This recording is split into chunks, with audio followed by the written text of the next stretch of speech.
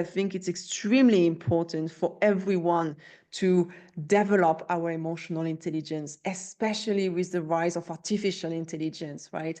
The more we have automation, the more we have technology, the more we will seek for human interactions. So that's the future skills to have. It's really about understanding and about developing our human skills. And as a leader, this is a powerful tool to have and a powerful skill to have. Hey guys, before we get started, I have one quick favor to ask of you. Can you please hit the subscribe button so that more people can find the show? Thank you. How did that begin for you? How did that journey begin to become a chief well-being officer? So out of frustrations, to be honest, I was quite frustrated in the workplace. Maybe let me tell you a bit the story behind, because we need to put things into context. So along my career, I was well known to be the happy Frenchie. So I'm French with my French accent. And I've been traveling around. I was quite young when I left France. I was 19.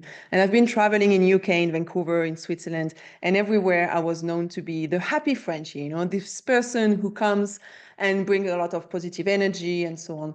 And with my job, I learned how to create a positive work culture, or to create a nice environment for everyone to work on the same project, because I needed them to work on this project to make it a success. And I knew that only if we get along, we will work well together. So I was known to be the happy Frenchie, but at the same time, I had quite a lot of frustrations at work. I was once mobbed. I had a toxic leader, so it was a very hard situation for me to handle. It was a horrible situation, to be honest, and it really affected me, affected my work, affected my personal health and everything. So the only way to get out of that was to escape. So I left the company and I traveled around after that.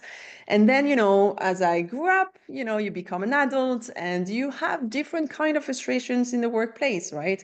You always meet that leader who is super negative, or that colleagues who has negative, or let's say that colleague who has like toxic behaviors, or do not know how to talk to other people and do not know how to respect each other. So I had different kind of frustrations along my career, like everyone else, I guess. But at one point, I completely lost my happiness, and I lost my happy Frenchy attitude, let's say. And one day, a friend of mine told me, like, what do you need to be happy again? And I'm like, well, I need to learn more about happiness at work. I need to learn more about positive psychology, and I need to be this happy Frenchie again. So it's where I started to learn about positive psychology and to become a chief happiness officer. And this was 8 or 9 years ago, can't remember. So it's when I started. And when you, let's say, lost that happiness, you lost the happy Frenchie persona per se, and Mm. you were trying to rediscover it. Was there at any time where you felt you just needed to, let's say, put up a facade to show up as the happy Frenchie, even though you didn't really feel that way? Not really, because I'm such an authentic person. Like, I cannot hide my feelings. And I had to learn as well, to control a bit more my emotions. But it was very hard for me to hide my feelings. So it's why I think all my friends and the person very close to me saw that they were losing me in a way. Yeah. They were losing the happy persona I had. And it was not even a persona for me. It was really authentic. And I'm still this person today. I just, at one point, I really lost it, and I started to feel down, and I was all the time sick, and I was not productive anymore, and I was not motivated. And I'm someone who is so passionate about everything, and I lost this passion in my work. And that was for me like the alarm, like the do you need to do something about it. And yeah. Yeah, because for me, let's say when I was in the workplace and I started off with a very high energy, hard working persona, and then over time that started to wane. And rather than seeing that as warning signals, I was told, oh, this is the nature of the work. People start off Mm. bright eyed and they want to do everything. And next thing, the work just pulls them down. And that just means that they've been there long enough that they have gotten their experience and they're in the doom and gloom with everyone else. Rather than seeing that as a warning signs, they said, oh, that's just you becoming normalized and standardized with what we do here. So in your experience, Why do you think people settle for that doom and gloom rather than looking for happiness at work? Well, I think because this topic of happiness in the workplace, this topic of positive psychology and positive emotions, um, it's not well received, let's say, until now, or like at least a few years ago. We didn't speak about happiness. We didn't speak about emotions. It was like you just do your job and you do it well, and that's it, right? And then you go back home. But thanks to positive psychology, we have now more than 20 years of scientific studies which prove that when we feel good at work, when we have positive emotions, there is a huge impact on your performance, on your creativity, and on a lot of things, right? There are a lot of studies to prove it. So I think nowadays, with our new way of working, with the ways of artificial intelligence and so on, we are really focusing much more on our human skills, and we understand now that the employee's well-being, the employee's emotions are important to take into consideration. But before, we didn't understand that. I think we needed as well to have the science to prove it. But the science is there since a long time. We were just missing the awareness about it. And that's why this is my mission, right? To bring more awareness and to train employees and leaders to develop their human skills and to know how to create a positive work culture. It's interesting when you say that people don't talk about happiness at work. Because in my experience, it was when people talk about stress, overwhelm, mental health, and burnout, there's like, oh, we don't talk about that around here. But then on the flip side, you think that if they don't like talking about the stress and the negative emotions, you think they'd be more open to speaking about the positive emotions. So why do you feel that there is resistance against positive work culture and happiness being promoted openly in the workplace? Is it that the company decides, well, that's the responsibility of employees to show up whether they're happy or not, that's on them? Or is there something else at play that we're not supposed to show up, let's say, not happy? Yeah, I think we have a lot of misconceptions and a lot of misunderstanding around that topic. At the beginning, when I started 8 years ago, and I told, my networking and not my clients yet, but, my friends and the people I knew, I told them, oh, I became a chief happiness officer. I know all the science behind our emotions. I know how to create a happier workplace. They were just laughing at me.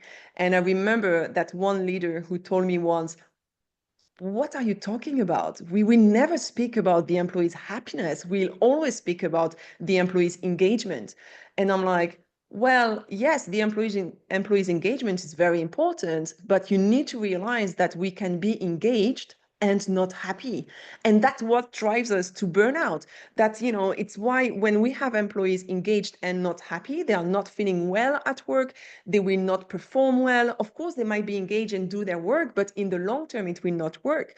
And there was even a study conducted by the University of Yale, Leipzig, and Zurich, who showed that 50%, 50% of all engaged and highly engaged employees have strong signs of burnout, and they have a higher risk to leave the organization. So the employees' engagement, it's important to pay attention to, but not only the employees' engagement. We need also to have the employees happy, because otherwise you will not have a good result in the long term. If your employees are only engaged, but they are not feeling good, it's not sustainable. That's for sure. Yeah, because even from my own experience, like engaged is not, let's say, a positive or negative emotion, a way of, let's say, of measuring something. I could be engaged on a project, but I'm engaged because I'm frustrated that I'm not getting there, that there's a bottleneck, and I'm engaged because I'm trying to push through a bottleneck. That does not mean I'm happy at work. If anything, it's I'm engaged to try and claim ownership or take responsibility. But that frustration, especially if I'm just spinning my wheels, will lead me to burnout. So Exactly. engagement really isn't a good measure of employee performance.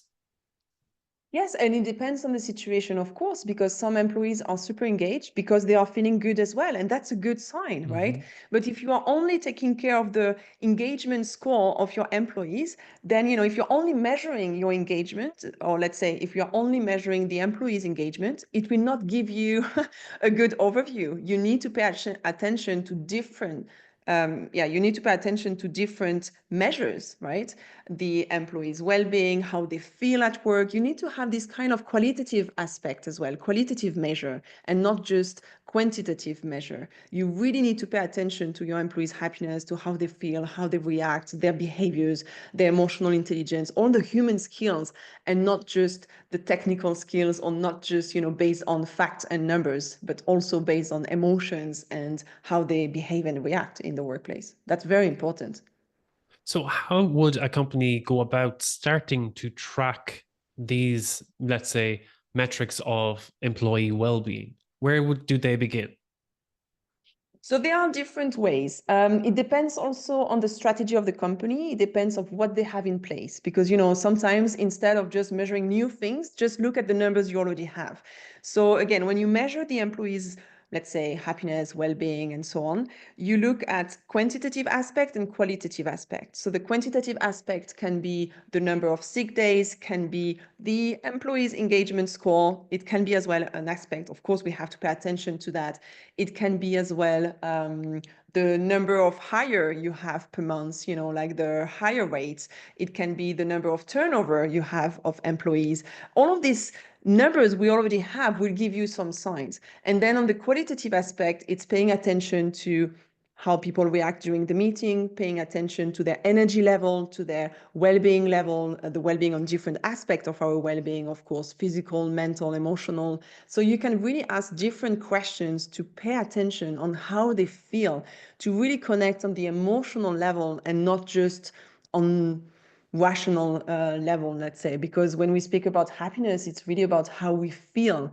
When we speak about well-being, also, it's like, how do you feel in the workplace? So it's really paying attention to different aspects of how people work and how people feel in the workplace, and not just on numbers that we have in the companies.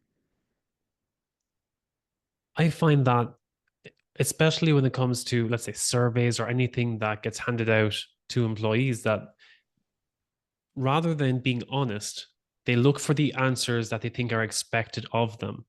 And that's where I find the tracking of these metrics by way of survey is often inaccurate.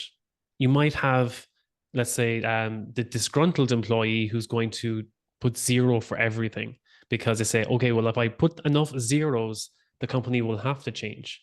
But then you might have someone who is very new to the company and they're going to say, well, I'm going to write everything as a 10 on the scale because I don't know if this is anonymous or not. I don't know if this is going to Exactly. badly reflect on me. So oftentimes I feel when a survey is handed out, it's difficult to get an accurate representation of what's going on in the company.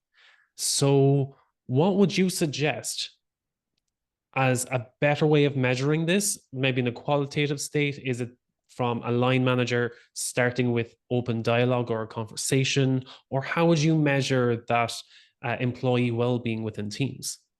Exactly. So I think the best way is to have a mix of measures. So you can have these surveys because they can give you as well quite good numbers, but you have a point. Not everyone might be, honest by answering that. You can add some questions in your one-on-one session as a manager every time you have a one-on-one, in your team session as well. When you have your close teams and you are doing your weekly, monthly meeting, you can really try to assess your team's emotions and how they feel, the energy level, the motivational level, and so on. There are different ways, right? When you are doing mentoring programs also, this will give you a good overview about what's happening during this conversation you have with a mentor. So it's really having a mix between checking the numbers on papers and checking how do your teams is feeling in the reality of the work, when you are on the field, when you are with them, when you are speaking to them. It can be at the coffee machine. As a manager, as a leader, you should be on the field just looking at your employees, watching your employees in a good way, and being part of your team, right? Speaking with them to assess, to evaluate what's going on. All of this will give you, at the end, a good measure. We need to have different formats, not only one way. We mentioned earlier about happiness at work and how important it is to be happy at work. But oftentimes people don't understand why they're not happy or what Mhm. makes them happy. So, how would you define happiness for those people, and how can they find that happiness? So I always have a great exercise I do in my workshops when I speak about positive psychology and happiness in the workplace. I always ask them, think about your own definition of happiness at work. What's part of your definition? So what's important for you? What do you need to feel good, to have positive emotions, to feel happy even? And I always make them think about the keywords that are part of their definition of happiness at work. So I often hear recognition is part of my definition, or teamwork, autonomy, sorry, being challenged. All of these keywords are very personal because my definition might not be the same than you, Ajin, right? So we need to reflect on what's important for us, because most of the time we know exactly what frustrates us in the workplace, but we don't really take the time to realize, what do I enjoy the most? And when do I enjoy that? And what's happening when I enjoy it? Is it because I achieved something? Is it because I have a lot of responsibilities? Is it because I feel so good with my team? Some people don't like to be in a team. Some people are extremely introvert, sorry. So some people are extremely introvert and they don't like to be part of a team. So part of their definition is, to have a lot of autonomy and to work from home. This is part of their definition, right? And once you know exactly what's part of your own definition of happiness at work, once you know what's important for you, then you can really analyze, what's my situation right now and where is my definition? And am I close to my definition? What I have to do, what can I do to get closer to my definition? Which small steps I can take to be just a bit happier.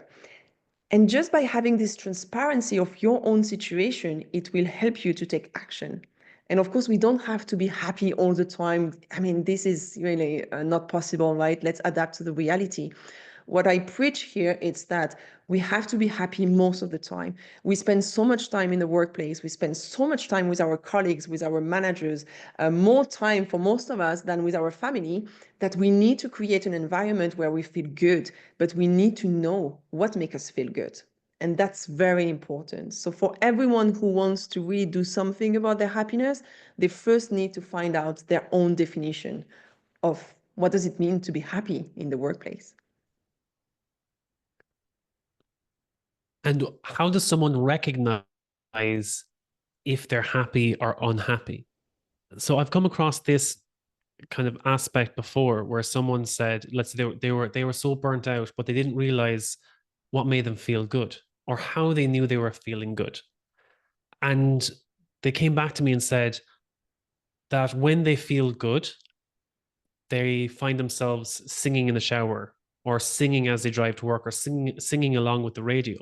That's when they notice that they're not forcing themselves into a state of false happiness to appear happy. Mhm. But when they catch themselves off guard, oh, I'm singing in the shower or I'm singing along with the radio, rather than saying, oh, this song is on repeat all the time. Why am I listening to this again? They catch themselves singing along. And it was in those moments that they realized they were happy. They were a sense of calm, peace, a sense of just at ease or in a flow state in a way. And it was trying to find what were those markers or what were those ways of telling they were happy at that time. Do you have any other examples that people might see in themselves in the way they carry out their day, just like catching yourself smiling off guard, or as my friend said, he was singing in the shower or singing in the car? Are there any other examples of catching yourself having those moments of happiness throughout your day? Yes, I do a very cool exercise every day with myself and with my kids, in fact, and that's an exercise we can apply as well in the workplace. If you reflect every day on your highlight of the day, it will definitely boost your happiness at work or your happiness in general. It will boost your positive emotions and it will reduce our negativity bias. So the negativity bias is that we have a tendency to remember more the negative emotions than the positive ones. So that's very important to hack our brain to make sure we reduce our negativity bias and we boost our positive emotions. And if you reflect every day, you really need to train yourself. Yeah, you need to train your brain brain to remember every day on the small, tiny things that created a positive emotion, even though you had a very difficult day, a very stressful day, or a sad day. You really need to force yourself to remember something small, something that created a positive feeling, let's say. And it can be singing in the shower. I do that a lot as well, and I enjoy it so much, you know. It can be taking a coffee outside, or it can be something bigger, like, you know, receiving recognition from a client or from your leader, having a great meeting. All of these things, remembering all of these things will definitely help you to boost your positive emotions. So reflecting on your highlight of the day, the best moment of the day, however you want to call it, it's a powerful tool to boost your positive emotions. And do that as well with your colleagues. Ask them, what was the highlight of the week? Especially if you have a meeting towards the end of the week. It's a wonderful way to boost everyone's positive emotions and to train other people as well around us, implementing initiatives to create a positive work culture. Because when we share these moments, we connect on a deeper level and we learn so much from each other. That's a wonderful way to boost our happiness and positive emotions. Focusing on the small things. And is that the importance of why we need this happiness in the workplace? Because we've mentioned already how, let's say, we spend what, a third of our life sleeping, another third of our life at work. So that's a majority, especially if you're staying in the corporate culture for 30, 40 years. Majority of your life is spent in the workplace. And for a lot of people, they're all just outcome-based productivity, but happiness kind of comes as a bonus. How important is it to the workplace, or let's say, if we didn't have positive working culture, how does that negatively affect the workplace on a whole, or even on a minor level? Well, I mean, there are some studies, and at least we know the study that when we feel good, we are more creative, more engaged, more motivated. So if we don't feel good, then, you know, if we don't have positive emotions, let's say, we'll be more sick, you know, our health will suffer, we'll be less creative, we'll be less motivated. So of course, it's important on the individual level to feel good because I mean, I'm a true believer. I spend so much time at work that I want to enjoy it. So I think that's a personal thing as well. It's your own mindset, right? Depending on your mindset, you want to be happy or not. There are some people they don't want to be happy. Huh? You can do everything in your power. You cannot change them. But I think it's very important to find a way to be on the personal level to feel good. And of course, on the company's level, there is a huge advantage to have happy employees because we know the research on there, yeah, the studies are there. We know exactly what happy employees can bring to the workforce. And I mean, there are a lot of studies, again, to prove that. It's like now we are speaking much more about the 4-day week, for example. So we know that it's not about working more, it's just about working smarter. And if employees had the autonomy to work in a smarter way and to be more productive and they have more time for themselves, they will be much more productive than if they work more hours a week, right? There are as well a lot of studies. We know that working more than 40 hours a week will suffer your productivity and suffer your motivation and performance and so on. So we have to pay attention to the number of hours we are working. So if we are burnt out, if we do not feel good, and if we are not working in a smart way, then it's definitely not good for the company. The company will suffer in many, many dimensions. Innovation, finance, I mean, many dimensions. It's fascinating that companies overlook the creativity, innovation of many employees because they say, "Oh, but how does that affect the bottom line?" They look at the time, they look at the effort, and they look at the outcome. And they're like, "Oh, but you're supposed to be focusing on this task and getting this outcome within this time." As it's a very simple equation, but if you leave out the curiosity, creativity, innovation, and overall happiness, all the connection and teamwork involved as well, all the kind of the on the job training as well, also that happens just from engaging with other employees and other team members. That's all, let's say, kind of on the side or overlooked in many cases. So when you're trying to employ happiness at work, it's because it's harder to define in a quantitative measure on how it affects the bottom line. The only thing that we have to measure against that we can see is disengagement or as you said, employee turnover. It's only when you see the drastic effect of the absence of happiness, the absence of positive work culture, that you see it having an effect. So it's like a nuanced approach that, oh, if people are happier at work, they get more done. But it's trying to quantify, as you said, it and with surveys and things, it's difficult to quantify it in a way to help the higher up understand how important positive work culture is. What's But your experience with that? in a way, I think, we shouldn't quantify so much. I think it's just the right thing to do to make sure in your company you have the right culture where people feel good.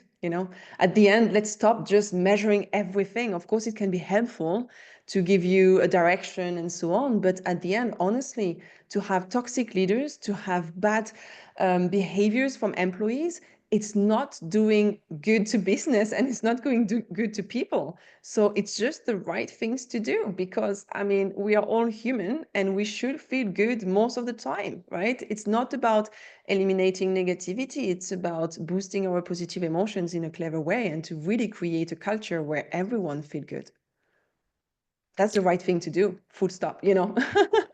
Yeah, and that's the thing. It's when we say what is right and what is fair, and oftentimes that gets overlooked as well.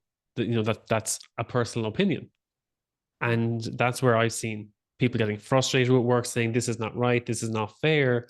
But I think the decision comes down to us at the end of the day. If we cannot change the company culture on our own, we can raise awareness, we can highlight issues. But if the company as a whole does not want to change the culture or make an effort to implement a more positive work culture, then the decision falls on us whether we choose to stay or to go. And I So think we are it's all kind of our responsible. responsibility. Yes. Yes, we are all responsible to create a positive work culture. Leaders are the first, of course, but we are all responsible. And it's why I'm a big advocate of positive leadership. We need to train leaders on how to lead with more positivity, on how to lead with more emotional intelligence, on how to handle the stress level, and so on. And also, we need to act on the employees level to train them, to bring more awareness. So it's not just a top down or bottom up, it's both sides. We are all responsible to create a positive work culture. Yes, because I see that as well with burnout as well, when people just blame the big bad boss for everything. Oh, it's their fault that everything is not going my way and they're putting me in this position. And it's always them, them, them. They need to change if they want me to improve. But again, as you said, it works both ways. If you want to see change, you need to start implementing change in your own life. How you show up to work dictates how your workday goes. You get to decide how you show up. The person you want to be when you go to work in the morning dictates how your day goes. So it's helping people to understand, it's both sides of the coin. That how they show up to work and also how they respond to how others show up in their day as well. That it's a multifaceted approach.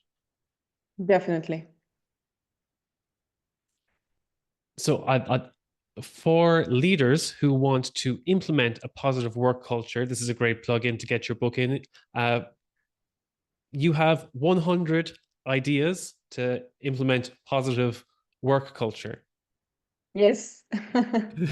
I just published my book recently, and the title is 100 Ideas for a Positive Work Culture. So basically, my clients, in fact, inspired me to write this book because I've been working with multinational companies, top leaders in the world. And every time I do a session, depending on the topic, I always share a toolbox. I always share very practical tools and ideas on how to implement the topic I am addressing. So it could be, a topic on emotional intelligence, a topic of feedback culture, on positive psychology. Every time I share a toolbox, and usually my clients love it because it's very tangible, it's very practical, and they wanted to have more. And I had this idea of really sharing these 100 ideas because there are so many things you can do at different levels. So within these 100 ideas, you have some ideas that you can implement on the individual level, some ideas that you can implement only at the leadership level or on the cultural level. So it's for really everywhere. And I have 10 chapters with 10 different topics for people to choose. It's not a book you just read from page 1 to page 280. It's really depending on what you are facing right now in the workplace, depending on your challenge, you just, open the topic and the chapter you want, and you pick an idea, you read it, you are inspired by it, and you can adapt it to your own situation. So who's the book targeted towards? Is it people from the bottom who, let's say, on a team level that they want to improve? Maybe they want to improve themselves personally first, how they show up at work, then how they interact with their team? Or is it, let's say, from the top, trying to implement a more broad positive work culture in their workplace, how to implement it in different areas? Or is this all covered within the book? Honestly, it's for both sides because, again, I have some initiatives really for the individual level that leaders and employees, whatever your level, you can really implement because it's, ideas on stress management, ideas on how to develop your emotional intelligence, whatever your role, you can really implement those ideas. And at the same time, I have a specific chapter for leaders, for example, on authentic and positive leadership. So this chapter would be more for the leaders. However, I am a true believer that in a way we are all kind of leaders. You might not be a people leader, but you might be a project leader. You might work with different people in your team. So you need to know how to lead with positivity, even though you are not a people leader. So I am a true believer. I'm hoping that this book is really for everyone who wants to foster a positive work culture and to want to make a change. And we should be all change makers to really make sure we work in a better way, especially with our new way of working. So we need to adapt and we need to develop our human skills. I'm a true believer about that. So it's really focusing on the human skills and on things you can implement at every level. What you said about authentic leadership and how everyone is a leader at a different level, I feel that some people are more followers than they are leaders, but it is just as important for them to understand what leadership is and is not. So I did my second university degree in quality management, and everyone thought that when I finally graduated, they were like, "Oh, so you want to be a quality manager?" And I was like, no, if anything, from what I've learned, the last thing I want to be is quality manager. But I understand so much about the role of the quality manager. I know what to expect of my quality manager and what not to expect. So that I understood the role so deeply, I knew A, it was not for me. And B, Good point. I had greater respect for my quality manager also. And C, I knew what I could approach them for and what I did not approach them for, and helped them to understand that they did not need to be everything for me when it comes to quality.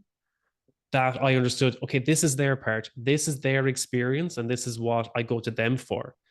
But if it's DEF, I go to someone else. I let them know that I'm going to someone else because I understand it's outside of their fields, outside of their bandwidth. But when it comes to leadership, I feel a lot of people expect a lot out of their leaders, and leaders show up with the best of intentions and they try to do everything for their team, but not everything falls under the role of the leader. Oftentimes, it's again the followers, the other members of the team have to show up in a certain way so that their leader can show up the best for them in the capacity that they can show up. And it's those expectations, and I covered this before, that there's a difference between burnout in the workplace and betrayal in the workplace, because both of them can feel the same. It's when expectations are not being met, people don't feel appreciated or recognized, but it's not because of emotional exhaustion. It simply comes from they feel betrayed because an expectation had not been met, even though they had not openly expressed or communicated with their leader, this is what they expected, or a certain outcome was to be expected, or I wish I got recognition or appreciation for all the work I put into this. It was like covert messaging. Oh, if I put in the extra hours behind the scenes, I will be recognized in the long run. And then when that doesn't happen, or when someone gets overlooked because they didn't speak up for all the extra effort they put in, they feel betrayed. So I think that's another important aspect that you said about the leadership, is that even if you don't aspire to be a leader, the more you understand about what a leader is and what a leader does and what a leader is not, the better you can show up for your leader and your leader can show up for you. Mm. Exactly. I think as a leader, we need to move from being just a boss to being a coach, to being a mentor. That's the positive leadership. That's a new way of leading people, right? We are not just boss telling people what to do. We are leaders, good leaders, let's say, or great leaders are really using their emotional intelligence to make sure they are coaching people, they are mentoring people, they are bringing people along the way, and they are making sure that they are using the strengths of their people, right? It's not about telling what to do, but how to do it. But some people need to be told what to do, and that's okay. I speak about it in the book as well. It's about situational leadership, right? You choose your leadership style depending on the person you have in front of you. Some people would prefer to have a more authoritative leadership style, and some others would prefer to have a more delegative leadership style, right? So you really adapt your leadership style. But in a way, I think it's good to remember that let's move from being just a boss to being a coach. And another tip I share as well, it's one of the idea in the book, in this chapter, it's as well leading with your heart and not just with your brain. That's very important as well, because I mean, of course, your IQ is very important, your intelligence is very important. It makes you who you are. And, you know, if you achieved to be a top leader in a company, of course, it's because you are also intelligent. But let's make sure you are using your heart as well. Yeah, you are leading more with your heart, leading more with emotions, paying attention to other people, showing empathy, understanding, compassion, all of that. It's on the emotional level. So as a leader, in the future and right now in our new way of working, I think it's very important to understand that. Lead with your heart and not just with your brain. I have a great illustration in my book about it, in fact. I love that because, as you say, leaders showing up with their heart and not their brain all the time. Again, accessing the emotional side rather than always the logic, the rational side. And Yes. uh, especially mostly with men, they operate mostly from the logical and rational side. They're not so much in touch with their emotional side, especially in leadership a lot of the time. But they can have the best of intentions, but if they're only operating from the logic and rational side, it's not going to cater for the people who are more uh, emotionally intertwined with their work. Is there something in the book that help a leader become more emotionally intelligent, to increase their EQ?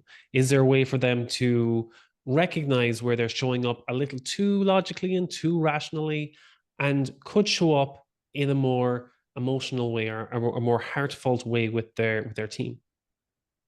Yes, well, I have a whole chapter on emotional intelligence, although it could be a whole book because the topic of emotional intelligence is a huge topic, right? So I really try to have the essence of it in the book, in this chapter. Basically, when we speak about emotional intelligence, and I think it's for everyone, it's very important for everyone to understand, especially leaders, but for every employees in general, we have these four domains or four parts of emotional intelligence. And the first one is self-awareness. And this is extremely important for everyone, to be self-aware of your emotions, right? To validate your emotions, to put words of your emotions. This is extremely important because when we acknowledge our emotions, we get through them with less intensity. So that's the first domain of emotional intelligence, a very important basis to have.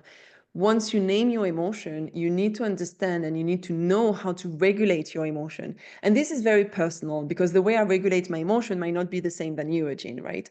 So you need to understand or let's say you need to create your own toolbox for self-regulation. I'm all about having toolbox. So you need to have your own toolbox and to know your tools on how you can regulate your emotions, how you can manage your emotions, because we don't always control how we feel, but we can try to control what we want to do with these emotions. So here it's very important to know your energy fillers, your energy drainers. Where do you gain your energy? How do you take care of yourself? How do you regulate your emotions? It can be by doing a lot of sport. It can be by doing meditation. It can be by doing breathing technique. It can be just going for a walk outside. All of these kind of things which are very personal to each one of us. And as a leader, I think it's very powerful if you know how to regulate your emotions, because a leader have a lot of pressure, a lot of stress. I mean, to be a leader nowadays it's definitely not easy. And I hear a lot from the leaders I'm working with. They are feeling lonely at the top. They cannot always share what they are feeling. So here it's very important to know how to regulate your emotion. And then another domain of emotional intelligence is social awareness. And here as a leader is extremely important as well to be socially aware. What's happening in your team. We already spoke about it. So here it's really to read the room, to understand your people's emotions, to understand how they feel, how's their motivation, and so on. So this is about social awareness. And then the last domain, it's relationship management. So it's really managing managing interactions successfully. And here it's all about giving feedback. It's all about having clear communication, all about knowing how to manage conflict, or learning how to listen to someone, active listening, and how do you behave when you are listening to someone. So there are a lot of tips I'm sharing in this chapter because I think it's extremely important for everyone to develop our emotional intelligence, especially with the rise of artificial intelligence, right? The more we have automation, the more we have technology, the more we will seek for human interactions. So that's the future skills to have. It's really about understanding and about developing our human skills. And as a leader, this is a powerful tool to have and a powerful skill to have. That's for sure. I love that you keep on mentioning the toolbox because I know some people and they mention a toolbox. They say, oh well, here's 1,000 tools, but they don't tell you what the tools are for. They say, oh, here's 1,000 tools on mindfulness and wellness. It's like, yes, but which one do I choose now? Or can I choose any of them? Or which one is more applicable to a certain situation? Um, so what you have in the book is that rather than saying, oh, there's 1,000 things you can do, it's no, there's 100 things, and you go to the chapter, you go to the topic for, and this, if you're experiencing this, or you want to improve on this, you go to this chapter, you go to this tool. That it's not, as you said, you're not reading from page 1 to 100, you're reading, okay, this is a guidebook, or you go to kind of like you don't read an encyclopedia back from front to back cover. You go to when you need a certain tool, you reach into the book and it's there for you. Definitely. And your toolbox will evolve because depending on your situation, this month you might, I mean, for example, my situation right now, I have a huge stress management toolbox because I'm super stressed. I'm like, like really dying under the workload I have. So my toolbox at the moment, it's a lot of things for my stress management, a lot of things to regulate my emotions. And I know exactly what's part of it. And next month, it might be, my toolbox might shift to something else. Yeah, it might shift to having tools to give effective feedback or to give positive feedback or to boost my positive emotions and so on, right? So it's something that evolves with your situation and with what you are living at the moment in the workplace and in your life. I mean, especially because you're right with writing the book and with publishing and marketing and everything. A lot of creators I know completely burn out, and I've seen this either at the start of the book writing process, in the middle of writing a book, and then just giving up, or when they get to the end and I think it's finally over, And it's like, no, no, now we have to do, as you said, the cover, the final editing, all getting all the drafts together. And then next thing, when it's finally out on the shelf, it's like, okay, now we've got all the marketing and everything else that comes with that, the things that Mhm. often get overlooked. What tool do you find the most helpful for you right now that helps to keep you on track with the book? Because I feel a lot of people in the creator space get lost somewhere in that, Mhm. in the kind of the creative process, or they get lost in the, I suppose, the administrative work that comes along with that, the less fun stuff, the less Yeah. creative part of the work that often gets overlooked. What has helped you the most with that process?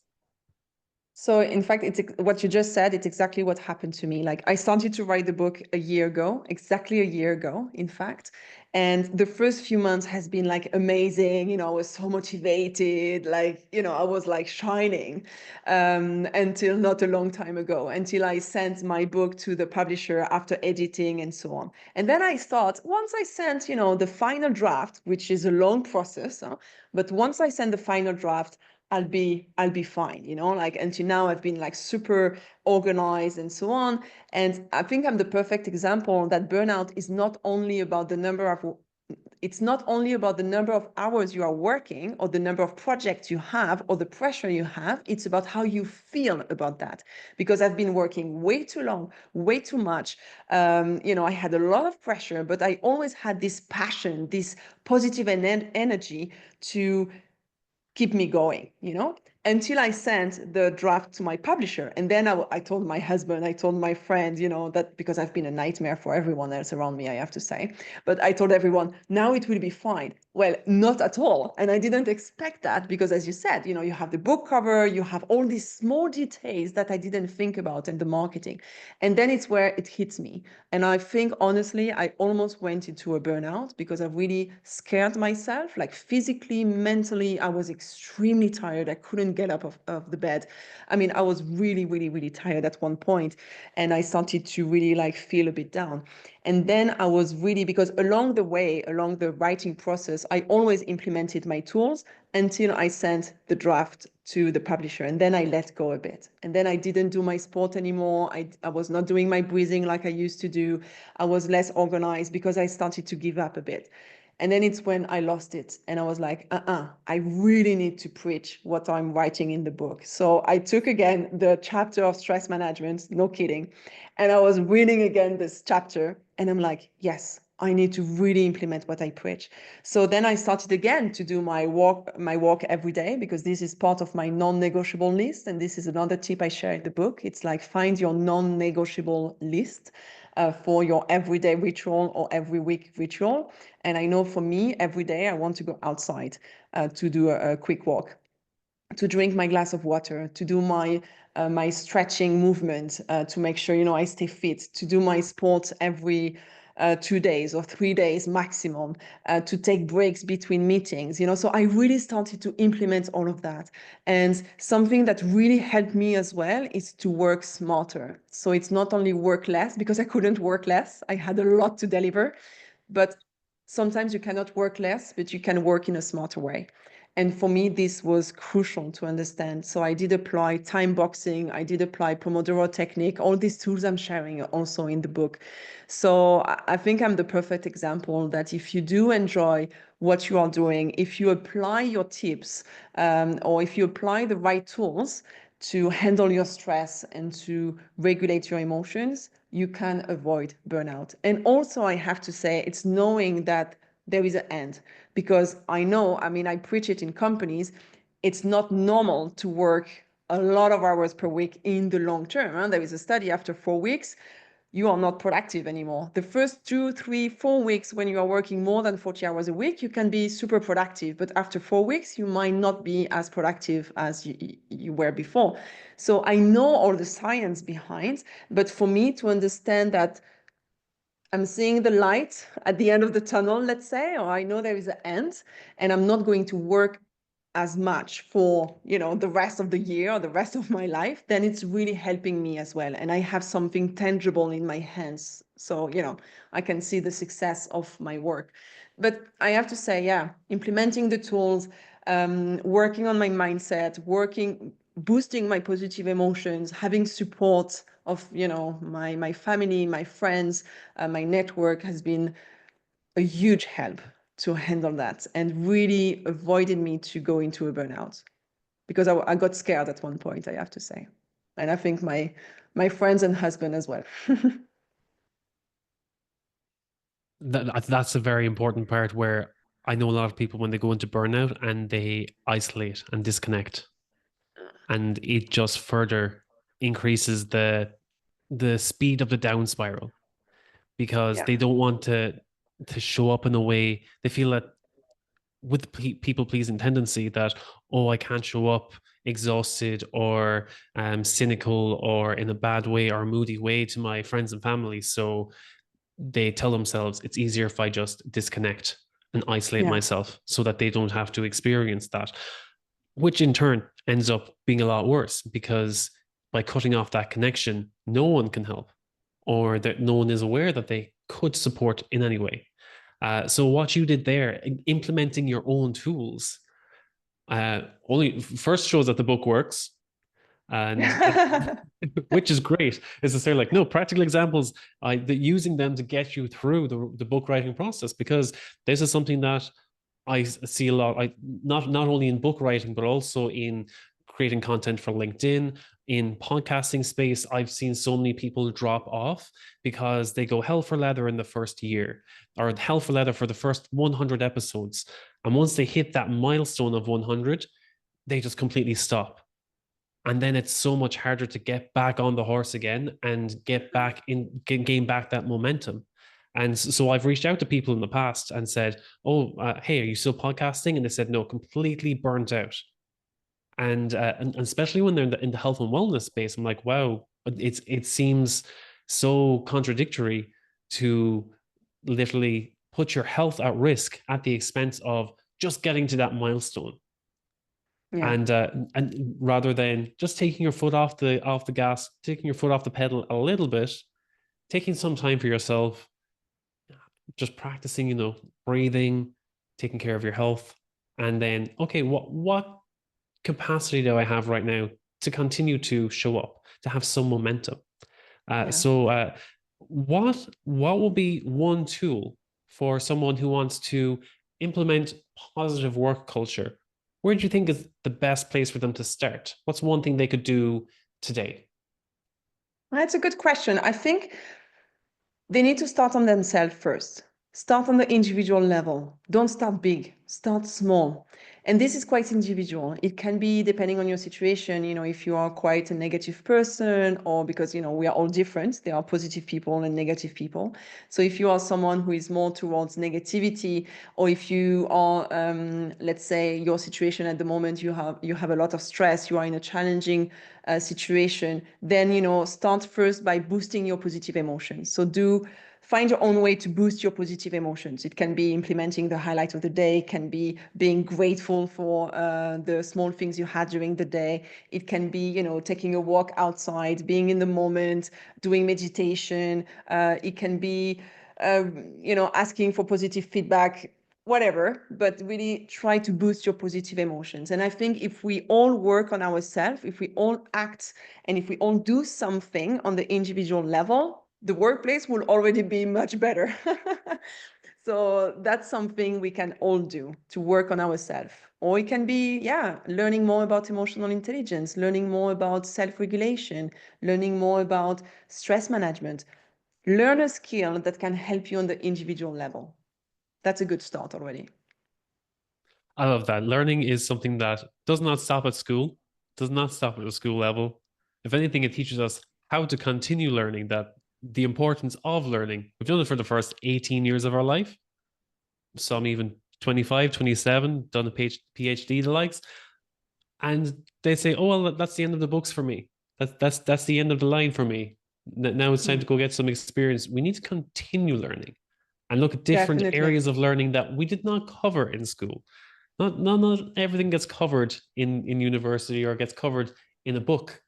We learn a lot just from exposing ourselves to different kinds of people with different learned experiences. So thank you. That was a great tip to be I think it falls under curiosity. Always being, Exactly. always being curious. Always learn, always be curious, always adapt what you are learning to your own situation also. I think it's important to raise that because sometimes we are learning skills, we are learning stuff that we cannot really implement in our situation. It's not black or white. And it's what I say as well in the book, right? You have these 100 ideas, but adapt them, twist them to your own situation, at your own level, within your own industry, because something might not be possible to implement in a specific industry, right? So learn, yes, but adapt it and make it your own. That's very important. Aurelie, I think the book is going to be out in a few weeks. So by the time this uh, airs, the book is going to be out. So where can people find the book if they want to get 100 ideas for a positive work culture? So they can definitely visit my website. So it's my first name and last name. It's quite complicated. So it's aurelielitynski.com. I'm sure you will put that as well in the description. And if they order the book via the website, especially if they are based in Switzerland, they can order a signed copy and I can send them, a personalized copy. If they are in Europe, I can also do that. No problem. Otherwise, they can just buy the books on any platforms, Amazon and all other platforms where you find books, basically. But on my website will be the easiest way to find all the information, aurelielitynski.com. Awesome. Aurelie, brilliant. Thank you so much. We got so much about positive work culture and how important it is because, as we've said, a lot of people overlook happiness as an important part of not only their work life, but their day, their life in general. That it's not something that we can take for granted. Definitely. And I always say, maybe it will be a nice word to finish. Happiness is a skill, happiness is a mindset, and happiness is an attitude.